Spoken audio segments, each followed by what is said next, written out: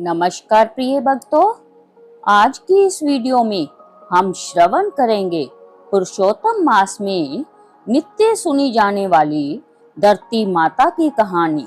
प्रेम से बोलिए धरती माता की जय। साथ ही साथियों, यदि आप मेरे चैनल पर नए हैं तो चैनल को सब्सक्राइब कर लीजिए और कमेंट बॉक्स में जय श्री हरि विष्णु जरूर लिखें। एक बूढ़ी महिला थी। वह बहुत धर्म पुण्य करती थी। उनके घर में जो कुछ भी होता वह सब कुछ दान कर दिया करती थी। वह इतना दान पुण्य करती थी कि उसके दान पुण्य करने के कारण उसका घर बार सब कुछ खाली हो गया। इतना सब होने के बाद भी अगर कोई जाचक उनके घर आता तो जो भी जरूरी वस्तु होती वह उसे दान कर देती।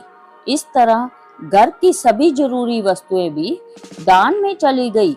इस तरह एक दिन उनके अत्यधिक दान पुण्य के कारण धर्मराज जी का सिंहासन डोलने लगा। तब धर्मराज जी कहने लगे कि ऐसा कौन दानी हो गया जिसने पुण्य कर्म करके मेरे सिंहासन को भी हिला दिया। इसके बाद धर्मराज जी कहने लगे, अगर जय दानी इसी तरह दान पुण्य करता रहेगा तब तो एक दिन जय मेरे सिंहासन को भी छीन लेगा। उन्होंने अपने दूत से कहा कि जाओ और जाकर इस दानी का पता लगाओ। फिर धर्मराज जी ने इस कार्य के लिए जमराज जी को भेज दिया। जमराज जी ने दानी का पता लगाते हुए धरती पर आकर एक कोढ़ी व्यक्ति का रूप दान किया और फिर वह कोढ़ी रूप दान करके उसी गांव में आ गए जहां वह बूढ़ी माई रहती थी। वह कोढ़ी सारे दिन गांव में कपड़ा मांगते हुए घूमता रहा, लेकिन किसी ने भी उन्हें शरीर ढकने के लिए कपड़ा नहीं दिया। सर्दियों का समय था, बहुत ठंड पड़ रही थी। वह कोढ़ी फटे पुराने वेश में नंगे पांव घूमते हुए सभी के घरों के सामने से गुजरते हुए आवाज लगाता जा रहा था कि कोई मुझे कपड़ा दे दो, कोई मुझे चप्पल दे दो, तन ढकने के लिए कोई तो मुझे कपड़ा दे दो। लेकिन किसी ने भी उसकी इस आवाज की, इस बात की परवाह नहीं की।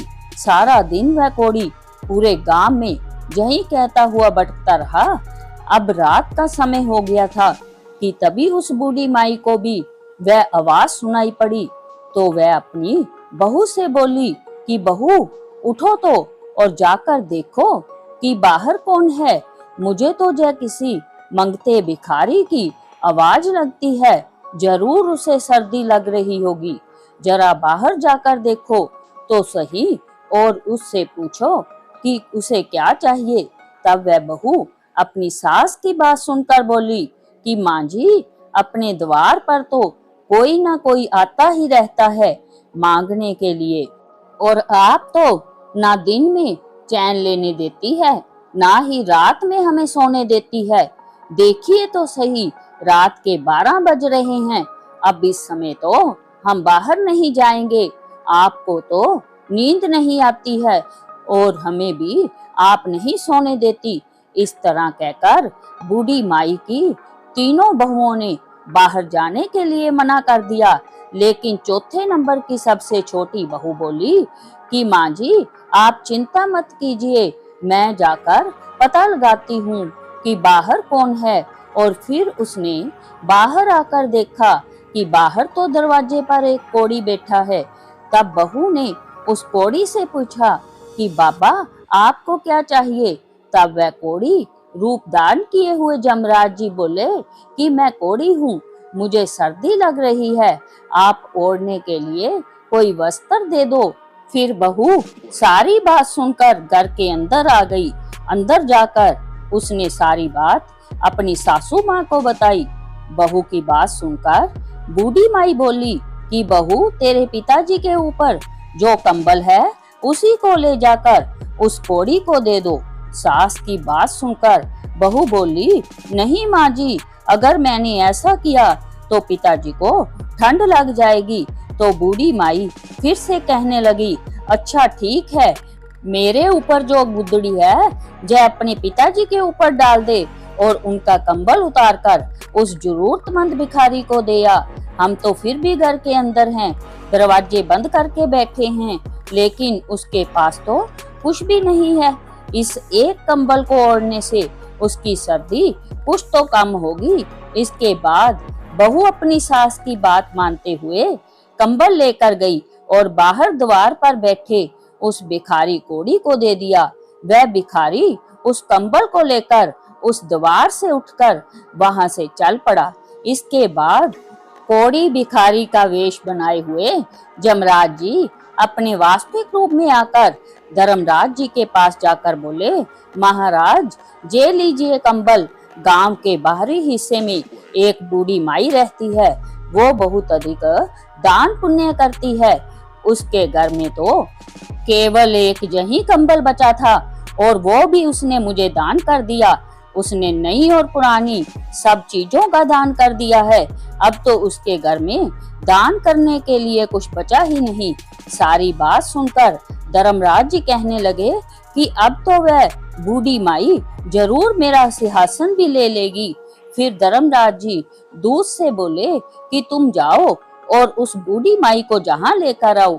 अब वह बूढ़ी माई को लेने के लिए धरती पर आए और फिर उन्हें साथ लेकर चले गए।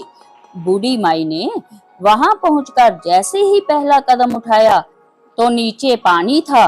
उन्हें पैर रखने के लिए धरती तक नहीं मिली। यह सब देखकर बूढ़ी माई हैरान रह गई और जहां बूढ़ी माई खड़ी थी वहीं रह गई। फिर मन में विचार करती हुई भगवान से बोली कि हे भगवान, यह सब क्या है, अब मेरा क्या होगा। फिर बूढ़ी माई कहने लगी कि महाराज, मेरे पैरों के नीचे तो धरती ही नहीं है, मुझे धरती चाहिए, आप मुझे धरती दो। भगवान बोले, धरती तो बूढ़ी माई तुमने कभी मोल ही नहीं ली, फिर मैं तुम्हें कहां से धरती ला कर दूं। यह बात सुनकर बूढ़ी माई गुस्से से कहने लगी, जब मुझे खड़ी रहने के लिए, चलने के लिए धरती ही नहीं मिलेगी तो फिर आप मुझे जहाँ क्यों लाए हैं। धर्मराज जी कहने लगे कि धरती तो जो मोल लेता है उसे ही जहाँ पर धरती मिलती है। फिर बूढ़ी माई विनम्र भाव से कहने लगी कि महाराज, मैं तो यह सब नहीं जानती थी, धरती किस तरह मोल लेते हैं, मुझे सब बताइए। मैं बिना धरती के जहाँ कैसे रहूंगी, जहाँ स्वर्ग लोक में मेरा क्या काम। आप मुझे अब धरती मोल लेने की सब विधि बताइए और मृत्यु लोक में वापस भेजिए। मैं तो धरती मोल लेकर ही आपके दूतों के साथ वापस आ जाऊंगी। यदि मेरे बेटे बहू ने मेरे शरीर को जला दिया तो फिर मेरे लिए धरती कौन मोल लेगा और कौन धरती माँ की कहानी सुनेगा। फिर तो मैं कभी भी धरती मोल नहीं ले सकूंगी और ना ही इस स्वर्ग का आनंद उठा पाऊंगी।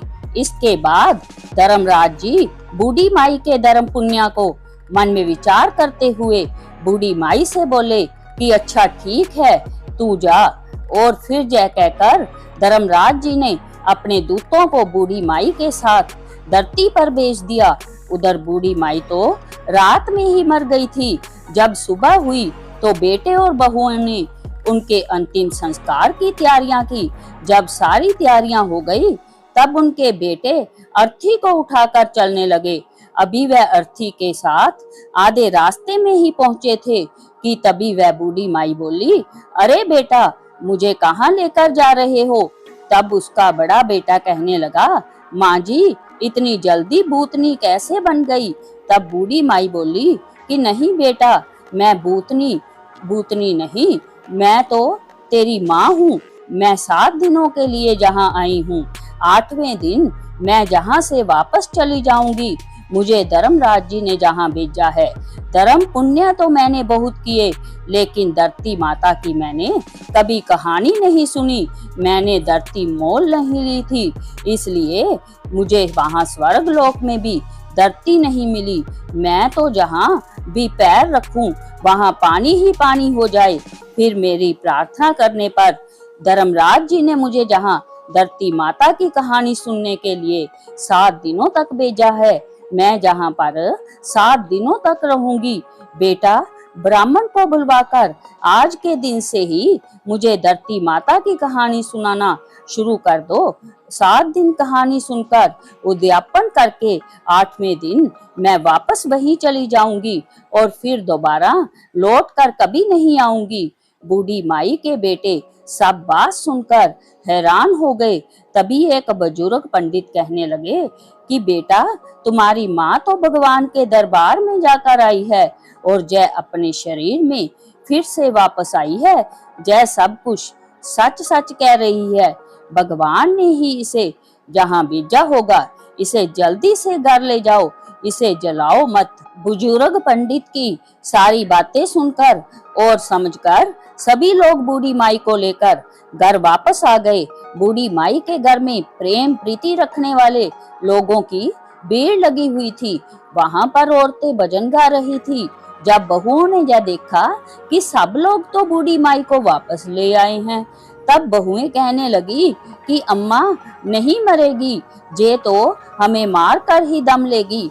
घर में तो इन्होंने झाड़ू लगा दी है, सुई तक इन्होंने घर में नहीं छोड़ी। घर में चुटकी भर नमक तक तो छोड़ा नहीं और अब फिर वापस आ गई है। बहू की बात सुनकर बूढ़ी माई बोली कि बेटी, मैं तो किसी को नहीं मार रही। बेटा, तुम सब ने मुझे नहला तो दिया है, अब ब्राह्मणी को बुलाकर उससे मुझे धरती माता की कहानी भी सुनवा दो। 7 दिन तक मैं यह कहानी सुनूंगी, तब आगे मुझे धरती मिल जाएगी। इसके बाद मैं कभी यहाँ वापस नहीं आऊंगी।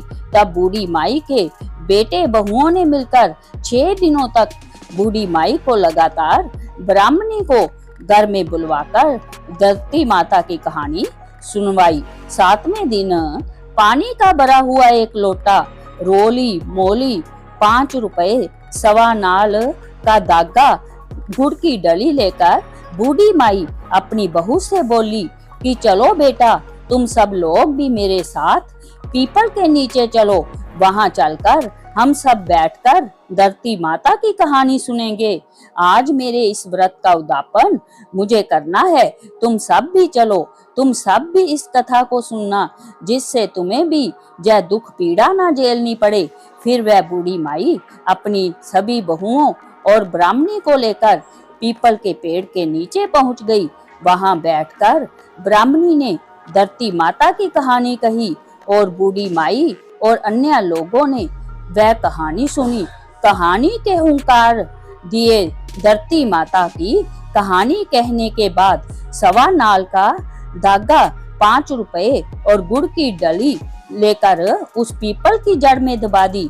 फिर बूढ़ी माई हाथ जोड़कर कहने लगी, लो धरती माँ, इसे स्वीकार करो। हे धरती माता, अब तो मैंने तुम्हें मोल ले लिया है। मेरे सारे पाप तुम अपने में समेट लो। मुझे अब आगे धरती मिलनी चाहिए, मुझे फिर जहाँ कभी वापस ना आना पड़े। इस तरह से बूढ़ी माई ने 7 दिन तक धरती माता की कहानी सुनकर उद्यापन कर दिया। बूढ़ी माई की बहुओं ने सिर्फ 1 दिन धरती माता की कहानी सुनकर उद्यापन कर दिया। इस तरह बूढ़ी माई ने खुद भी व्रत किया और उद्यापन भी किया और अपनी बहुओं से भी उद्यापन करवाया। फिर जब सभी घर में लौटी तो बूढ़ी माई बहू से बोली कि बेटा, आज तो मेरा जहाँ पर अंतिम दिन है, आज मुझे सभी प्रकार का भोजन करा दो। मैं चली जाऊंगी और फिर दोबारा लौट कर कभी नहीं आऊंगी। तब बहुएं उनसे बोली, माँ जी क्या खिलाएं और कहाँ से लाएं? घर में तो तुमने एक दाना तक नहीं छोड़ा। तब बड़ी बहू उन सभी को कहने लगी, कोई बात नहीं, तुम इतना कड़वा मत बोलो, मैं कुछ ना कुछ प्रबंध अपने आप कर लूंगी। मैं अभी पड़ोस में जाकर आती हूँ, माँ के करने लायक भोजन तो मिल ही जाएगा। जैसा बोलकर बड़ी बहू अपने अड़ोस पड़ोस के घरों में जाकर किसी से कुछ मांगती तो किसी से कुछ मांगती। इस तरह उसने अपनी सास के लिए सभी प्रकार का भोजन तैयार कर दिया और फिर सास को जिमा दिया। तब बूढ़ी माई ने अपनी बेटे बहू से कहा कि बेटा, तुम सब भी भोजन जीम लो और फिर सभी ने थोड़ा थोड़ा भोजन खा लिया। तब बूढ़ी माई उनसे फिर बोली, बेटा मैं कल सुबह 4 बजे जहाँ से चली जाऊंगी और अब यहाँ नहीं आऊंगी। आज जहाँ मेरा आखिरी दिन है, अब तो 12 बज गए हैं, तुम सब भी जाकर सो जाओ। बेटों के मना करने के बाद भी उन सभी को बूढ़ी माई ने सोने के लिए भेज दिया। सभी अपने अपने यथा स्थान में जाकर सो गए। अब अपने निर्धारित समय पर भगवान का विमान आया और बूढ़ी माई को लेकर चला गया। आगे जाने पर वह बूढ़ी माई को अब धरती मिल गई। बूढ़ी माई भगवान से कहने लगी कि हे भगवान, अब आप मेरी एक इच्छा पूरी करो। तब भगवान कहने लगे, अब मैं तुम्हारी कौन सी इच्छा पूरी करूं? तब वह बोली कि मेरे घर में मैं कुछ भी छोड़कर नहीं आई हूँ। मैंने तो सब कुछ दान में दे दिया, जहाँ तक कि मैंने गुड़, चाय, नमक कुछ एक दाना तक नहीं छोड़ा। अब मेरे मरने के बाद मेरे बेटे बहू मेरा विधि विधान कैसे पूरा करेंगे? जो भी मैंने दान कर्म किया है उसे 4 गुना करके आप वापस लौटाइए। भगवान बोले कि ठीक है, मैंने दिया। तेरा किया हुआ दान धर्म तेरे बेटे बहू को 4 गुना करके मैंने उन्हें लौटा दिया। बूढ़ी माई, अब तेरे घर में हर चीज की मौज होगी। उधर जब सुबह हुई तो छोटी बहू उठकर सभी से कहने लगी कि उठ जाओ, चाय पी लो।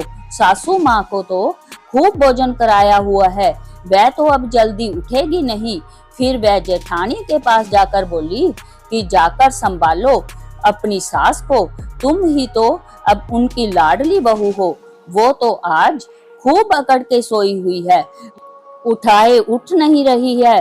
तब बड़ी बहू उससे कहने लगी, अकड़ के तो क्या सोई होगी, उनके बताए अनुसार 7 दिन बीत गए हैं और आज तो 8वां दिन है। सासू माँ तो चली गई होगी। और फिर छोटी बहू कहने लगी कि जाकर संभाल लो अपनी सास को।